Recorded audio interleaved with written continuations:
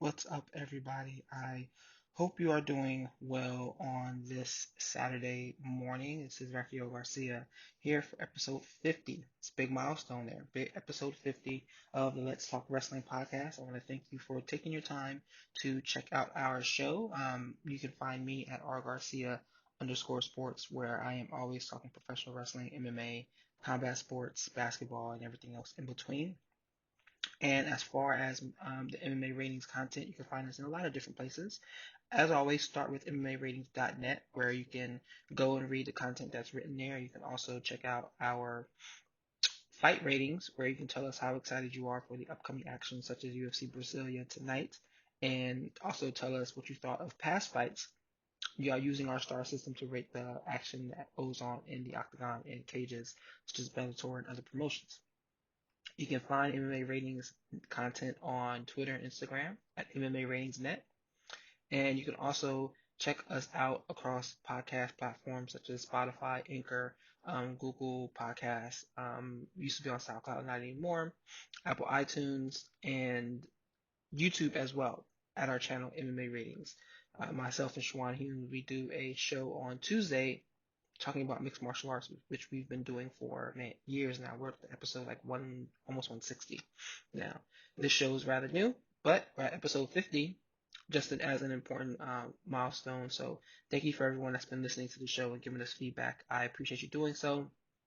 And let's jump right in because there's a lot going on in the world of professional wrestling, the world of sports, the world general. There's a lot going on that we should talk about today and how it's impacted the industry that we all so very love and how things will be pretty different from here going forward because we just don't know how this is going down. So from there, let's just go ahead and kind of jump on in and talk about some of the changes going across professional wrestling.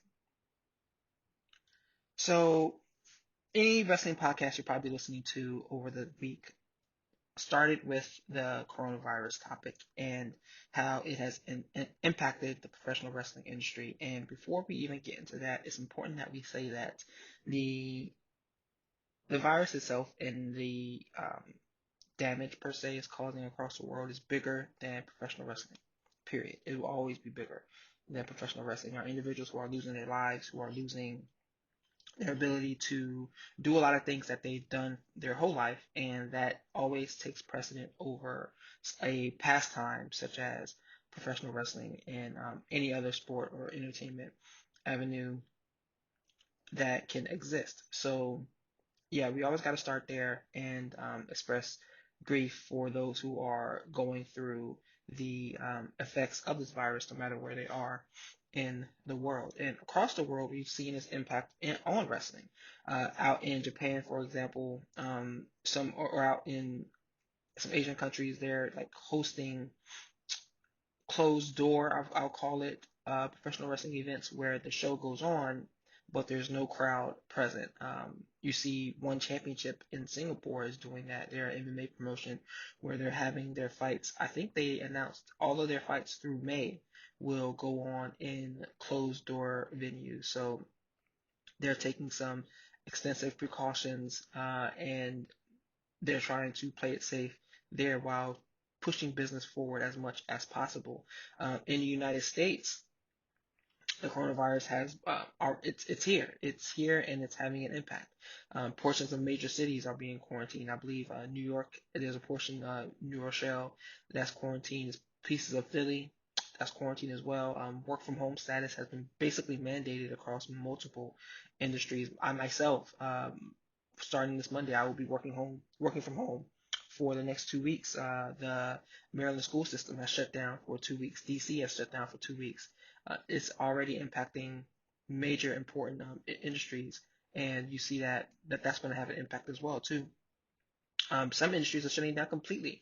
Las Vegas, the strip has been shut down indefinitely. So think about going to Vegas and knowing that nobody will be able to do anything because all of that stuff is shut down just because of the close proximity people have from each other when they're out in DC, or not DC, excuse me, out in Vegas enjoying shows, enjoying the casinos, enjoying the nightclubs, enjoying the restaurants, or just walking around seeing the sights. All of that's been shut down.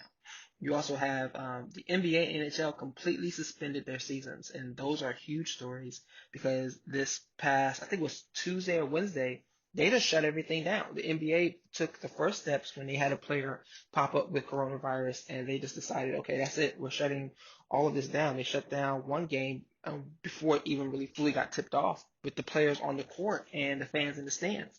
Everybody just walked off and they pulled the season right there on the spot.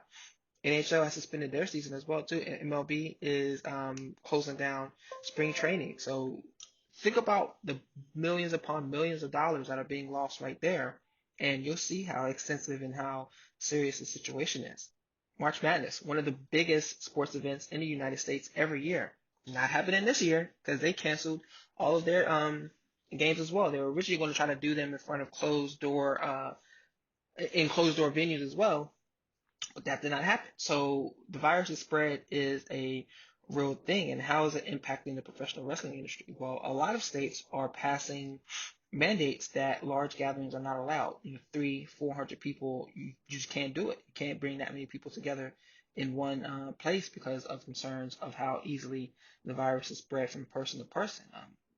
Major shows like E3 and South by Southwest have been canceled, so you know there it's going to be difficult to get professional wrestling shows, whether you're independent or WWE or AEW, off the ground and allowed. Like I know AEW was trying to do their venue or their show in a closed door venue for this coming not Sunday, this coming Wednesday, AEW Dynamite, but that's not going to happen because the city basically shut it down. So there's that. Um, it's having an impact across the industry. So let's talk about probably the biggest wrestling event that's going to be going on, or at least what's on the docket to be going on in a couple of weeks. And I mean, it's 3 weeks away. Let me see. Yeah, this tomorrow will be 3 weeks away, where WrestleMania was supposed to go down, and it was supposed to go down in Tampa on April 5th, and that is up in the air. The WWE leadership met with Tampa officials on Wednesday of this week to talk about it, and no decision was made. But late last night, it came out that Tampa sports commissioner, what's his name, Les Miller? Let me find his name real quick. Yeah, Les Miller. He said, I quote, I'm hoping that Vince McMahon at WrestleMania and WWE make the call themselves. But a week from now, if they've not done that and we're still in the situation we're in, we're probably going to have to pull the plug on that. And he's talking about canceling WrestleMania. Now, that's a show where 80, 90,000 people come to a stadium to watch professional wrestling. And while you may think that that's not detrimental, think about that. You have people coming from all around the world, sitting in extremely close proximity to one another, dealing with an airborne disease such as coronavirus that can be passed from, like, if the person next to you sneezes too close and the particles from there get on your skin, get on your hands, and enter your respiratory system. That's how uh, dangerous this situation is right now. And what's also important to recognize is that some foreigners aren't even able to come into this country right now because of some of the mandates that's been put in place. So you have Italy, for example, where they quarantine almost the whole country. You have places like London where Trump has put in, or not London, excuse me, places like Europe where they've put in not excuse me, where there are places where Trump has put in travel mandates where people are not allowed to come over at this point in time if you're not a American that's traveling. I'm not going to talk too much about that because I don't want to say anything out of turn, but it's going to be difficult to justify having a show where there's going to be 90,000 people in one location. And this canceling WrestleMania would have such a massive impact, not only to the industry, but to the city itself. David Bixenspan, he wrote over at Vice an interesting piece about the implications of WrestleMania and what it would do if it was canceled. But he looked at it from a independent scene. angle, not necessarily what will happen to the WWE, but he talked to a lot of promoters that do events during WrestleMania week, which has become a massive event within itself. Even this year, like last year, I went to WrestleMania, and I just went to WrestleMania. This year, I was thinking about going to the WrestleMania week events and not actually going to WrestleMania, but that's probably not going to occur. I mean, I don't think any of these matches or these events are going to go on. Some are already being canceled, like Sean Ross Sapp was having Serve Tall, which was a an event that he was actually going to wrestle on, but that's been canceled, and it's just not going to go down. But Bixen's fans piece looked at what the impact would be to a lot of those promoters, and some of them were saying, man, it would be devastating. They would have to shut their doors if the event is showcased. One guy said he would have to sell his house. That there's so many people that would basically be forced out of business and not be able to they would be forced out of business and not be able to recover. Wrestlers may lose thousands of dollars upon booking fees that they would receive for competing in matches across that those showcases. Is an opportunity for a lot of people to get recognized. You saw Matt Riddle last year or the year before, maybe the year before. Matt Riddle had what was it, like 14 matches over like a 3 day time span, and he just showed out before going over to WWE full time. So it's massive. According to WWE.com, WrestleMania 35 had people from 50 states and 68 countries attending, and this was up in the New York, New Jersey area, and it generated $27 million in federal and state taxes. 27 million. No, and that number seems a little low. So you never know what like else from like travel fees and everything else that was kind of generated from that showcase. I mean, I know I spent a pretty penny to get there and get back home to DC within that time frame. So it's going to have an impact. It's going to have a financial impact. These events getting canceled are not going swimmingly at all. Like I said earlier, South by Southwest got canceled, and that's usually in Austin. Austin usually gets $455 million in revenue from those 3 weeks of events that it hosts, and then on top of that, they had to do layoffs. They laid off a third of their staff right afterwards, like that following week after it was announced that it was canceled. So you see the impact of what these events would do, and you know WrestleMania it draws thousands upon thousands of people and their money. If those individuals can't come this year, they don't come, that is going to have a massive impact. I work in events at my 9 to 5, and we're canceling major events in March and May, and that's having a financial impact. We haven't seen the end of this story, and a lot of medical experts are saying the impact of coronavirus will be felt through May and maybe into the June timeline. So that's pretty much saying a lot if you look at a lot of major events that are going on. What professional wrestling is trying to do, WWE, for example, they had NXT. Well, NXT was in front of was at the Performance Center, but it was in front of a crowd on Wednesday. Yesterday, SmackDown was in their Performance Center with no crowd. Monday Night Raw this week is going to be in front of or in the Performance Center with no crowd. So it's just not, it's going to look different for these next few weeks, and professional wrestling fans have to be prepared for that. They have to understand that and attempt, if they can, to recognize that the industry is a little bit different. Most places are shutting down completely. Broadway has shut down, so most places are shutting down completely and not taking the steps to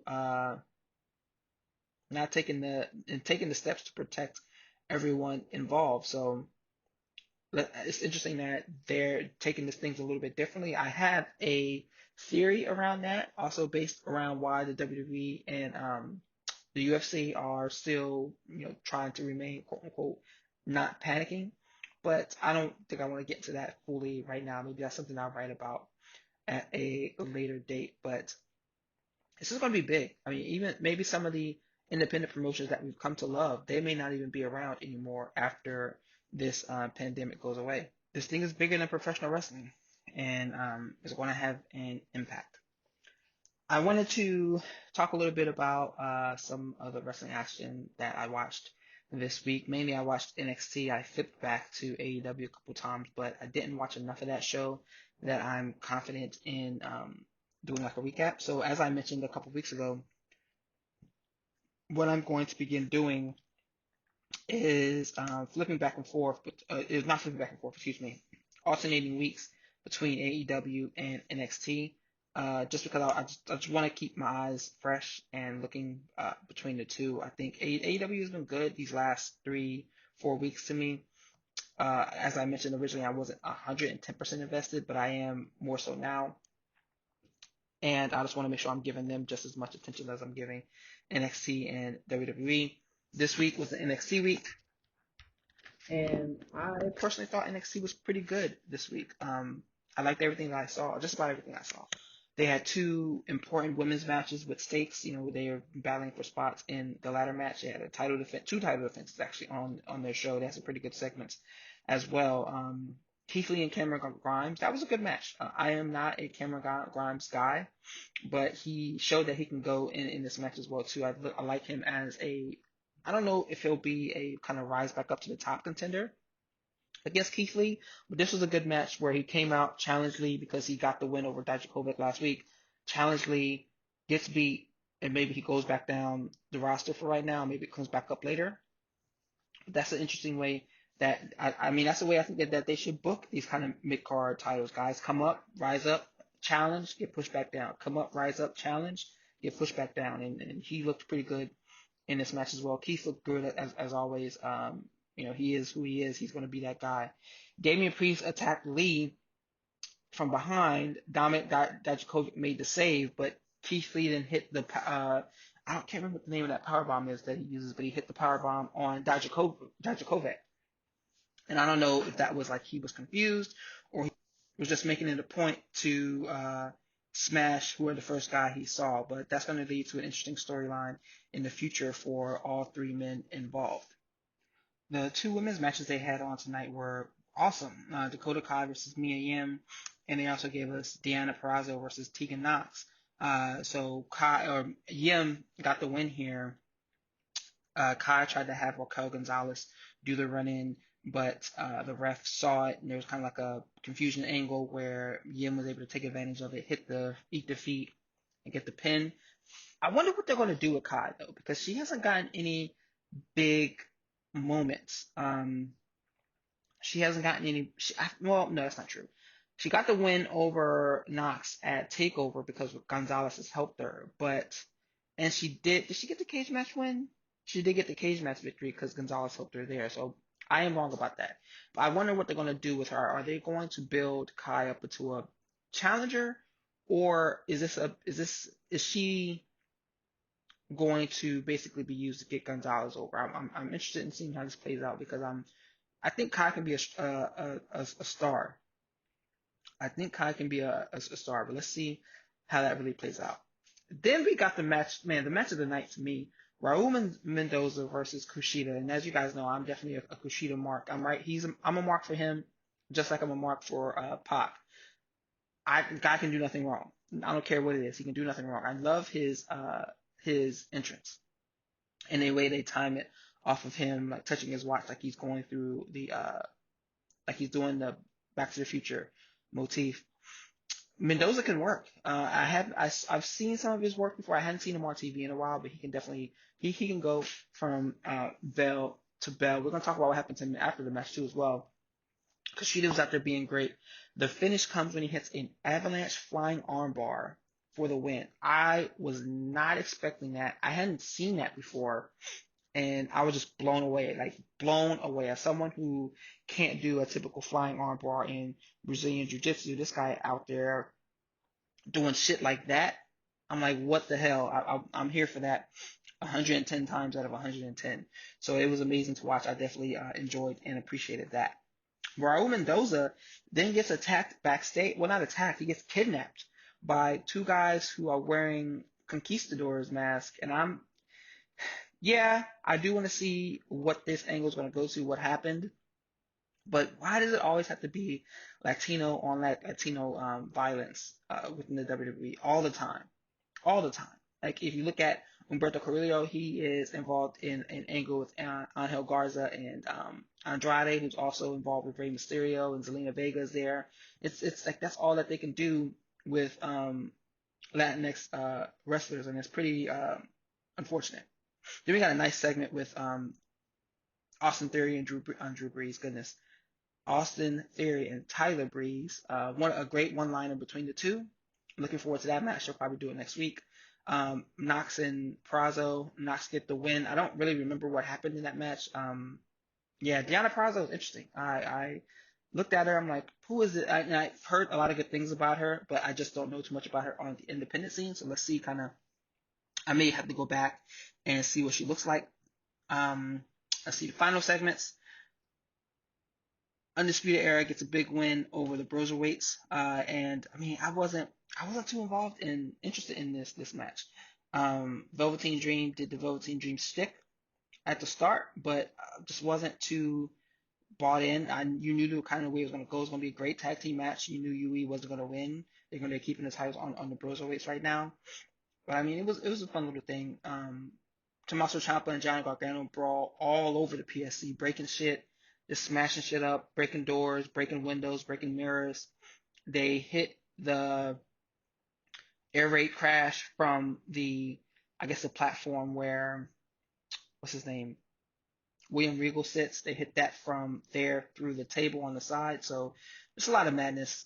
And all in all, this was a good show. I enjoyed it. But like I said, I'm going to be going back and forth between the two, week in and week out now. So next week is AEW week.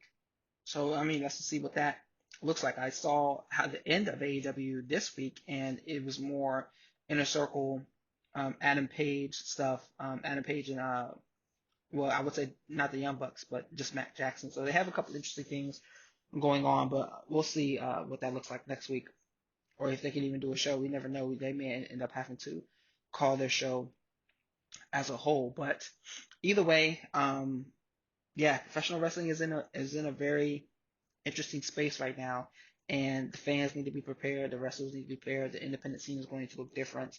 But take care of yourself during this hard time. Make sure you're practicing good hygiene, practicing social distancing. That's what I'm doing. Stay away from people to the best of your ability. Keep yourself clean. Wash your hands, wash your hands, wash your hands. Motherfuckers, wash your hands. Hand sanitizer, do all that you can.